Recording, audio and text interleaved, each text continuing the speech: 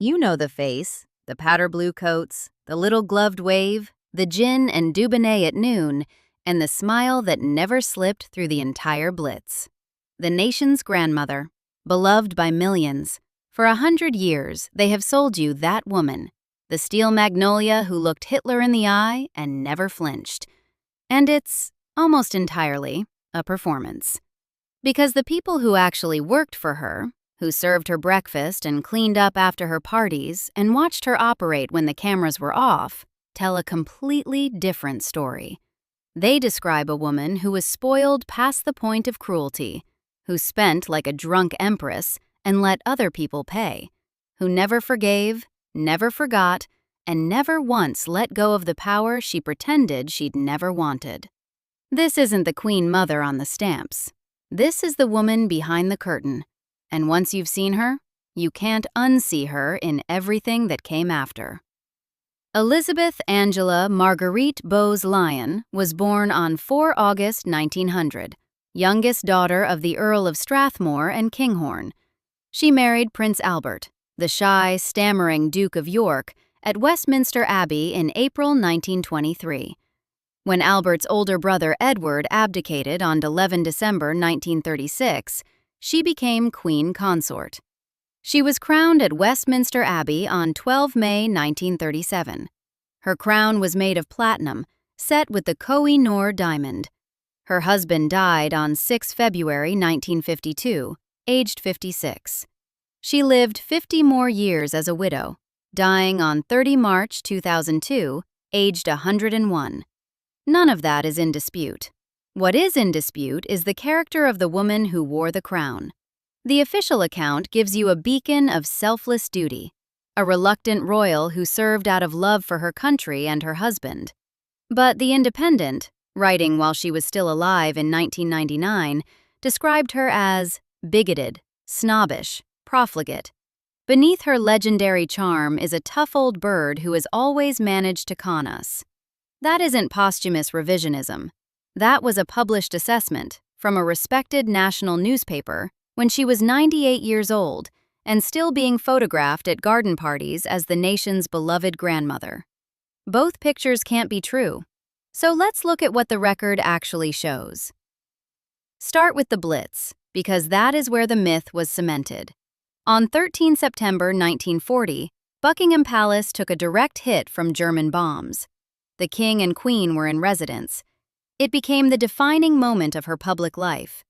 In a letter to her mother-in-law, Queen Mary, written hours after the bombing, a letter released by Buckingham Palace ahead of William Shawcross's official biography in 2009, she described hearing the unmistakable whir-whir of a German plane and then the scream of a bomb.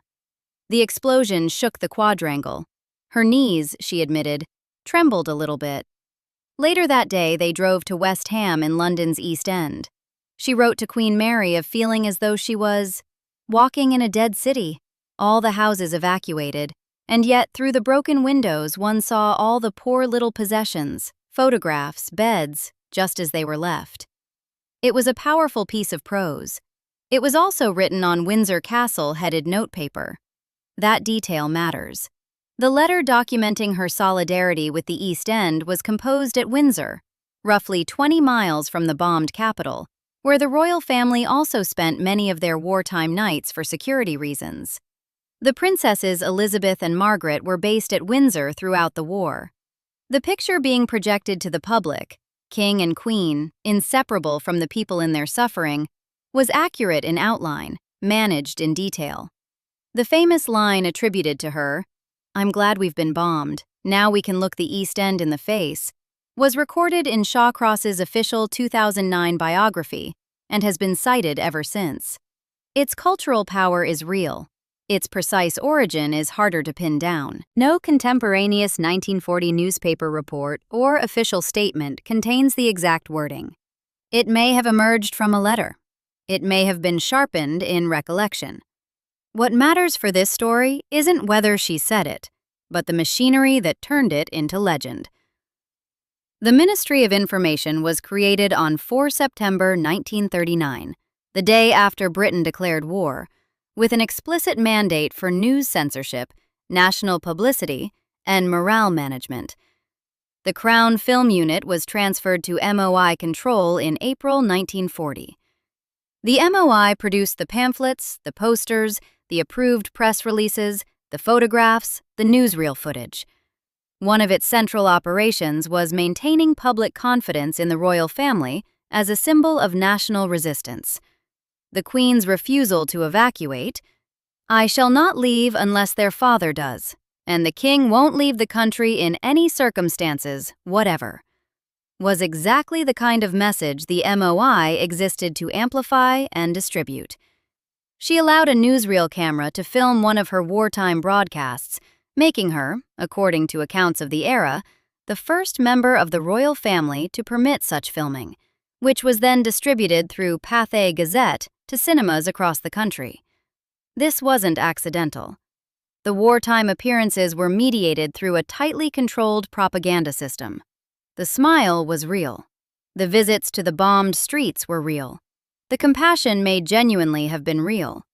But the image that emerged from those visits, the indomitable queen who never wavered, who suffered alongside her people, was manufactured with the same precision the MOI applied to everything else. Hitler reportedly called her the most dangerous woman in Europe. That line, almost certainly apocryphal in its exact wording, nonetheless captures something true. The image of this woman, standing in ruins, smiling at rubble, was a weapon. It was used as one deliberately. She was the most photographed symbol of civilian solidarity in British history, not because it happened organically, but because it was made to happen. Here is where we need to be precise about what the private record actually shows, because the script the public was sold required that nothing private ever leak. The most revealing single source is the authorized biography. Hugo Vickers published his biography of the Queen Mother in 2005 with access to royal archives. He isn't a critic. He was given that access precisely because he could be trusted to be sympathetic. And yet, despite the sympathetic framing, reviewers noted that the Queen Mother emerges from Vickers's pages as frequently judgmental, touchy, opinionated, and manipulative. That is the authorized biographer, the one the palace approved, the one permitted inside the archive. He doesn't deny those characterizations. He denies other specific charges. He contests the claim she was anti-Semitic, contests that she was cold to Diana. But the broader character portrait he delivers isn't the one on the stamps. Woodrow Wyatt, Baron Wyatt of Weeford, was a politician, broadcaster, and social intimate who served, by his own description, as something close to a political advisor to the Queen Mother through the 1980s and 1990s. He was also close to Margaret Thatcher and Rupert Murdoch, not a man who moved in naive circles. His diaries, which were published after his death in 1997, contain entries describing their private conversations.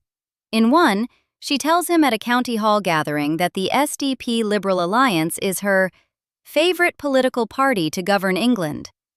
Publicly, she maintained strict political neutrality for the entirety of her public life. Privately, she was sharing partisan preferences with trusted social intimates. The gap between the public performance and the private reality wasn't incidental to who she was. It was the operating principle. The writer Anne Wilson wrote an account of what she said at dinner parties. A woman who complained about her overdraft, offered pointed commentary about Prince Michael of Kent, and made clear her sympathies in conservative politics.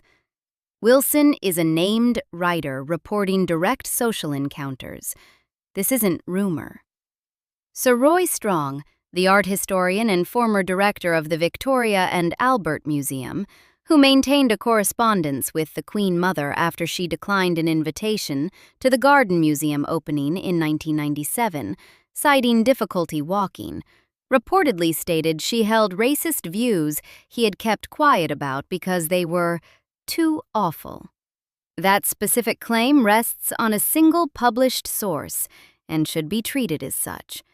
But it joins a pattern that accumulates weight precisely because it comes from different people in different decades, with no apparent coordination. Tom Quinn's 2015 biography of William Tallon fills in the household atmosphere at Clarence House with particular vividness. Talon had entered royal service as a junior assistant at Windsor in 1951, and eventually became steward and page of the backstairs to the Queen Mother in 1978, a role he held until her death. He was, in the Queen Mother's estimation, a devoted favorite. She treated him, in the summary of various accounts, like a pampered pet she was genuinely fond of. Quinn's book describes Clarence House as a non-stop party with an imperial dowager lifestyle. She kept approximately 100 permanent staff. She was, by Quinn's account, largely unconcerned about costs. The tone of the household, indulgent, hierarchical, insulated from ordinary consequence, mirrors the character described by every other source that got close enough to see it. There is a memoir titled Behind Palace Doors, written by a named equerry who served in her household, that describes the daily domestic architecture of her life, the routines, the staffing, the particular rhythms of service. These aren't hostile accounts. They are simply accounts of a woman who lived at a scale that belonged to a different century, sustained by public funds, operating as though the normal relationship between income and expenditure didn't apply to her. Lady Colin Campbell's unauthorized biography, first published in 2012, with an edition from Arcadia Books in 2016, goes considerably further than any of these. Campbell, whose controversial Diana biography made her one of the most divisive royal commentators in Britain, claims sources among royal family members, aristocrats, and Elizabeth's own friends and relatives. Establishment historians haven't accepted her more sensational specific claims, and this should be acknowledged plainly. Some of what she asserts is contested, and some shouldn't be treated as settled fact. But her core portrait of the Queen Mother's personality, the formidable will, the capacity for sustained hostility, the love of social extravagance, and the indifference to financial reality, isn't seriously disputed by any biographer who has studied the subject at close range. The contested details are at the margins. The character underneath them isn't. The absence of a parade of named staff members stepping forward to describe specific cruelties is real and should be noted. The private cruelty argument rests on accumulated characterization across decades, from press commentary, from social diarists, from authorized biographers who couldn't quite suppress what they found, rather than on a clean stack of direct testimonials. This is itself part of the story. Staff who served in the royal household didn't give interviews. They didn't write memoirs. The domestic silence was structural. It was part of how the image was maintained. The performance required it. What leaks out anyway?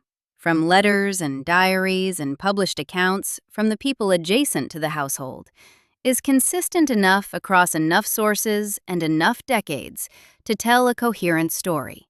Not a monster, but not the woman on the stamps either. Now set aside the character questions and look at the balance sheet, because here, the story stops being a matter of opinion and becomes a matter of documentary record. She died on 30 March 2002 at Royal Lodge in Windsor Great Park. 3 weeks after her funeral, a private audit of her Coutts bank account was completed. What it found became one of the more remarkable financial postscripts in British royal history. She was reportedly overdrawn at Coutts, the private bank with the longest continuous relationship with the royal family, by approximately £4 million at the time of her death. The Telegraph cites this figure. The Guardian's obituary reporting used it. Various other sources place the debt as high as £7 million, and some accounts denominate it differently again. The precise number remains contested and unverified at the level of official parliamentary record. What isn't in dispute, she died substantially in debt to her bank, and the Queen, her daughter, is reported to have quietly settled it. Now layer in the documented income. From 1 January 1991, following a royal trustees review conducted in 1990, the Queen Mother's annual civil list provision, parliamentary money designated for official royal expenses, was set at £643,000 per year. For context, Prince Philip received £359,000 per year from the same mechanism. She received nearly twice Philip's allocation, and she still ran up a multi-million-pound debt. She maintained 4 residences throughout her widowhood: Clarence House in London, Royal Lodge in Windsor Great Park, Birk Hall in Scotland, and Castle of May in Caithness, which she purchased and restored from 1952 as a personal project. The home she bought for herself in the same year her husband died, funded out of an estate she was simultaneously spending beyond its means. She kept approximately 100 permanent staff. Tom Quinn describes the household as operating with an imperial dowager ethos, in which the question of whether something was affordable was simply not one anyone asked. National hunt racing was her great passion. She was a substantial and long-standing racehorse owner, documented in encyclopedias of British horse racing as one of the sport's most prominent patrons. The specific costs of her racing stable, the trainers, the horses, the upkeep, the losses, aren't itemized in any public document accessible to this account. That the losses were significant and that others covered them is referenced in various press accounts. Racing and gambling are expensive hobbies even for the very wealthy. For someone already borrowing millions from their bank while drawing over $600,000 a year in public money, they were ruinous. She paid no income tax on her civil list income. When the Queen voluntarily began paying income tax in 1992, following public pressure, the arrangement didn't extend to the Queen Mother. The money designated for her official expenses moved through her household untouched by the mechanisms that applied to every other person in Britain. There is a structural point here that is more important than any single number. She received £643,000 per year in public money and still ran up millions in private debt. The public funded her official existence. She borrowed against her private one. Her daughter settled the account. The taxpayer didn't directly write off the overdraft. There is no documentation establishing that civil list funds were used for that purpose. But the architecture of her finances was one in which the public underwrote her continued existence, while she spent far beyond even that. The Guardian reported that the Queen herself reportedly joked, "Coots would have folded long ago, but for Mummy's overdraft. Funny, if you aren't the one who eventually had to settle it." On 11 December 1936, Edward VIII signed the abdication instrument. His brother Albert became king. Elizabeth became queen. She wrote to Queen Mary within hours, "Bertie has just told me of what has happened, and I feel quite overcome with horror and emotion." She meant it. The horror was real. She wrote to her sister Mary a few days later, "I feel so sad, and yet there is only a very straightforward case. If Mrs. Simpson isn't fit to be queen, she isn't fit to be the king's morganatic wife. The crown must be above all controversy." Those 2 letters together tell you everything about how she processed the abdication. Horror at what had happened, steely moral certainty about what it meant, and an absence, a complete absence, of any sympathy for the woman at the center of it. On 28th of May, 1937, letters patent were published. The Duke of Windsor retained his royal status. His wife, Wallis, didn't receive the style Her Royal Highness.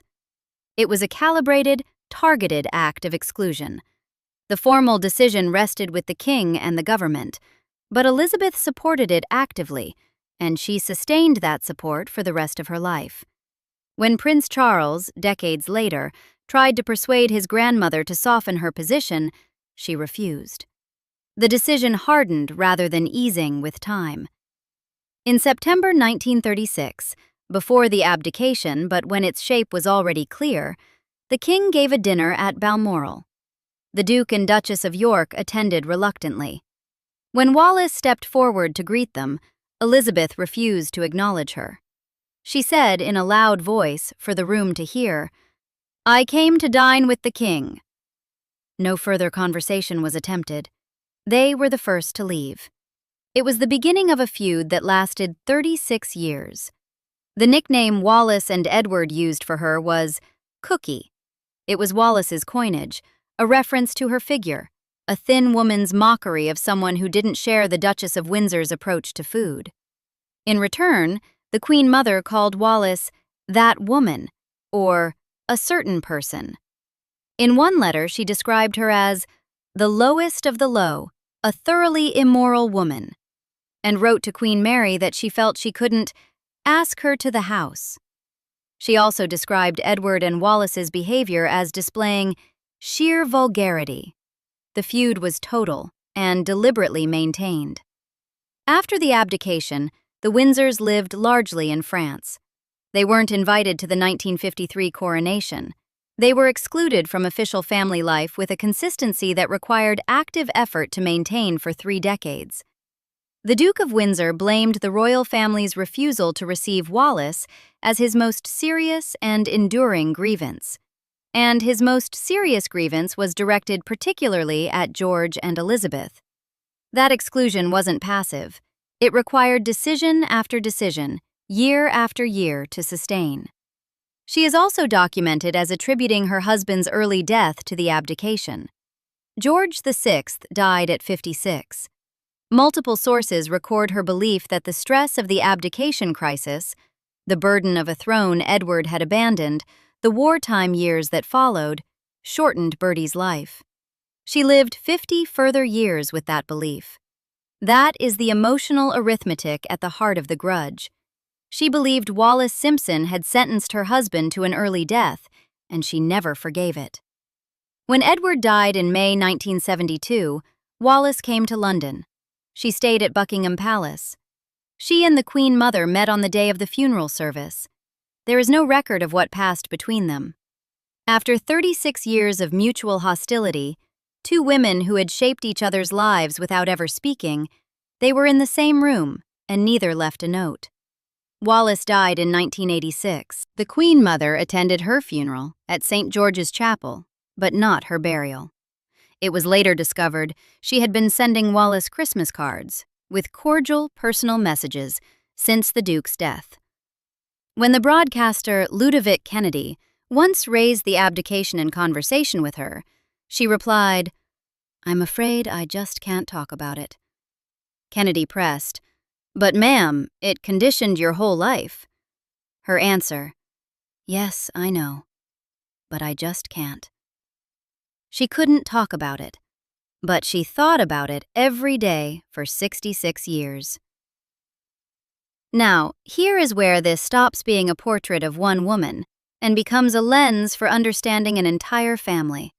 If you have ever wondered why the modern Windsor family seems structurally unable to escape dysfunction, the emotionally unavailable marriages, the self-destructive children, the public scandals built on private deprivation, the Queen Mother's decades-long influence isn't hard to find in the foundations.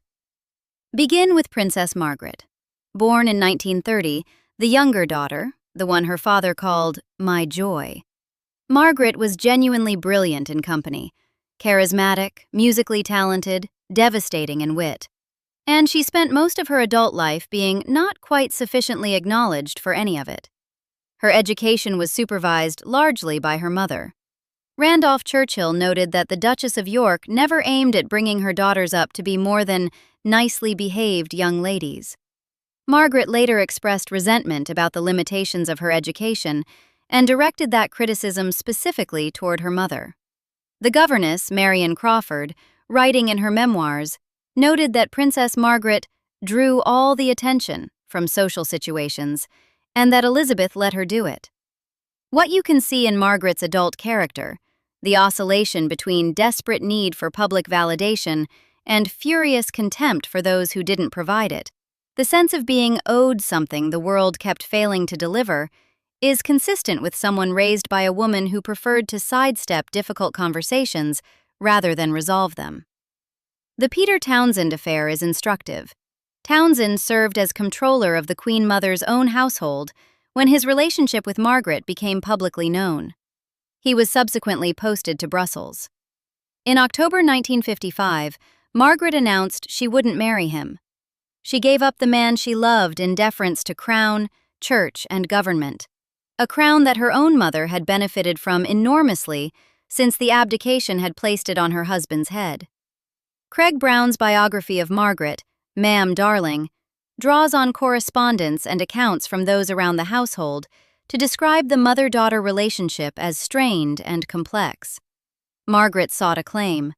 The Queen Mother preferred to avoid contentious exchanges rather than address them.